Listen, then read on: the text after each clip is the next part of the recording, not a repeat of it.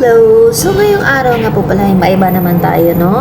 Ngayon pala ay araw ng Martes. So, mamimili ako ng gulay. Dito nga po pala yan sa bansang Kuwait. So, itong lugar guys ay puro gulay lang at mga prutas. Ayan, ang mga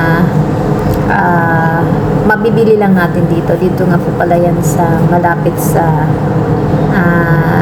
tinitirahan namin dito sa bansang Kuwait. So, yun yan, kung makikita nyo ay puro lamang mga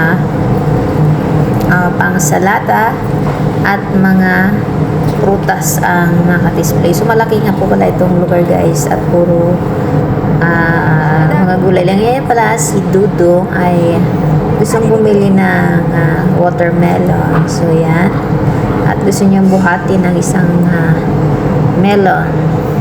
So, ayan, mga ano lang guys, murang-mura lang. Pwede ka makabili ng half kitty or 1 kitty lang ang price dito. So, sa mga punta pala dito, ay hindi ko nga po alam pala ang address kung saan pala to. Basta dito lang. At yun, ang aking nabili. Nagbili nga po pala ako ng, ayan, mint, pang salata at saka mga ganyan-ganyan. Ayan. At prutas. So, yun lamang. Thank you for watching guys. See you. Huwag mong kalimutang i-like.